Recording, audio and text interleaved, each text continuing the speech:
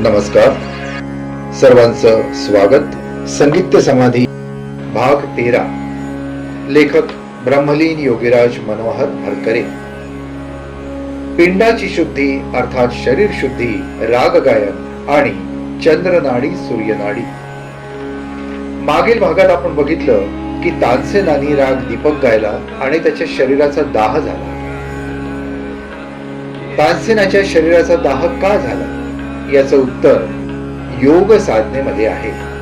जो योग साधना करेल, योग साधना करून जो राग गायन करेल त्याच्या शरीराचा दाह होणार नाही दीपक राग गायल्यानंतर. दीपक राग याच्यासारखे राग गाण्यासाठी शरीराची शुद्धी अतिशय आवश्यक आहे आणि ही शरीराची शुद्धी म्हणजे योग साधना करून, योग्य आहार अर्थात शाकाहार करून. जेव्हा शाकाहारी शरीर असतं तेव्हा शरीरातून योग साधना केल्यानंतर जे शक्ती प्रवाह सुरू होतात ते कुठलाही अडथळा न येता सुरळीतपणे होतात. अन्यथा त्याच्यामध्ये अडथळे येतात आणि अडथळे आले की मग दीपक रागासारखे राग अशुद्ध शरीराने गायल्यानंतर शरीराचा दाह होतो. तानसेनाच्या बाबतीत कदाचित हेच झालं असावं. राजा विक्रमादित्याने सुद्धा दीपक राग गायला होता, पण त्याच्या शरीराचा दाह झाला नाही, कारण त्याचं शरीर शुद्ध शाकाहारी शरीर होतं. लेखकाच्या मते दीपक राग 3 प्रकारचा आहे. वेलावली थाटातून निघणारा, कल्याण थाटातून निघणारा आणि पूर्वी थाटातून निघणारा. वेलावली म्हणजे विलावल, सर्व स्वर शुद्ध. सा रे ग म प ध नि सा, सा नि ध प म ग रे सा. याच्यातून दीपक राग निर्माण झाला असावा एक प्रकारचा. दुसरा प्रकार कल्याण थाटातून. सा रे ग म प ध नि सा, सा नि ध प म ग रे सा. तीव्र म.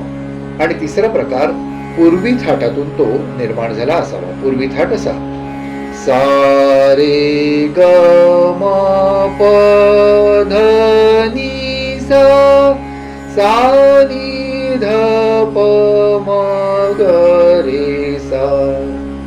तर लेखकाच्या मते दीपक राग हा ज्यांनी गायला, जसं तानसेनाने गायला किंवा विक्रमादित्याने गायला, हा बहुतेक कल्याण थाटातील असावा किंवा पूर्वी थाटातील असावा.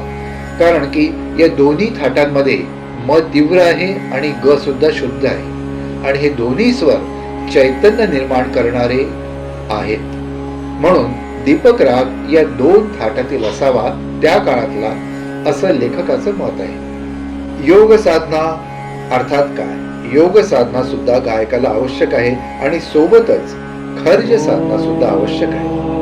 खर्ज साधना केल्यानंतर कुंडलिनी जागृती होते, 7ही चक्र पूर्ण क्लिअर होतात आणि मग अशा शुद्ध शरीराने कुठल्याही रागाचं गायन केल्यास फलप्राप्ती होऊ शकते, असा लेखकाचा स्वतःचा अनुभव आहे.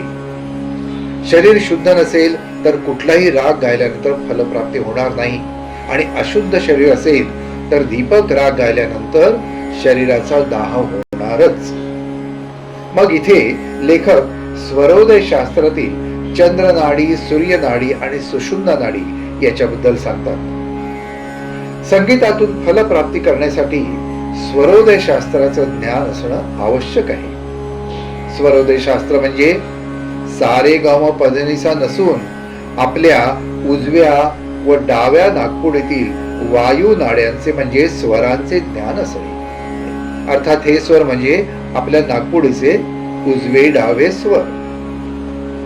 याला स्वरोदय शास्त्र असं म्हणतात.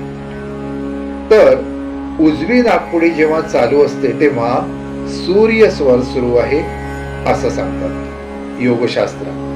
डावी नागपुडी जेव्हा सुरू असेल तेव्हा चंद्र स्वर सुरू आहे असं सांगतात. आणि दोन्ही नागपुड्या बंद असतील म्हणजे दोन्ही नाड्या बंद असतील, चंद्र आणि सूर्य, तर मधली सुषुम्ना नाडी अर्थात सुषुम्ना स्वर सुरू असतो. चंद्र नाडी ही जेव्हा सुरू ठेवून एखादा राग गातो त्यातून उत्तम फलप्राप्ती करता येते असं लेखक सांगतात.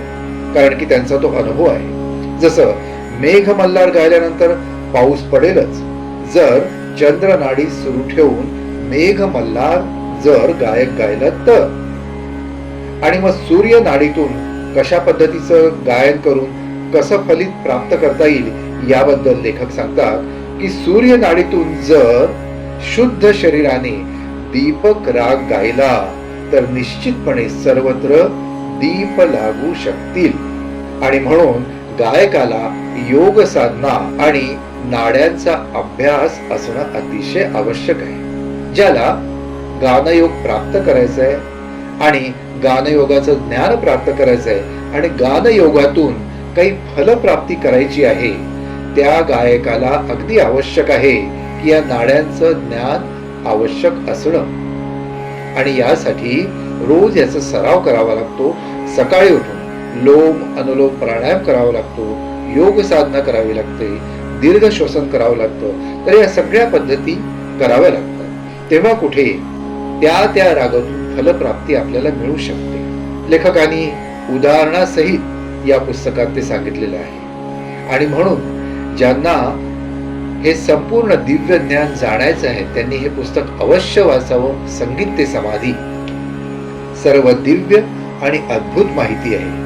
लेखक ब्रह्मलीन योगीराज मनोहरकरे यांनी लिहिलेलं हे एकमेव असं पुस्तक आहे की ज्याच्यामध्ये हे दिव्य ज्ञान मांडण्यात आलेलं आहे.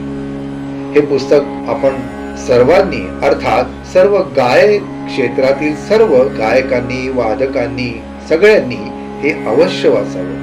आणि वाचायचं असेल तर या एपिसोडच्या खाली स्क्रीनवर जो नंबर दिलाय त्याच्यावर संपर्क साधल्यास आपल्याला ते पुस्तक निश्चितपणे मिळू शकेल. सगळ्यांनी अवश्य वाचावं असं हे पुस्तक आहे. धन्यवाद. पुढच्या भागामध्ये आपण अजून अतिशय सुंदर अशी माहिती बघूया. गंधर्व, अप्सरा व रागरागिणीचे दर्शन वगैरे काय असतात ते पुढच्या भागात आपण बघूया. नमस्कार. आजच्या भागात एवढंच. पुन्हा भेटूया पुढच्या भागात.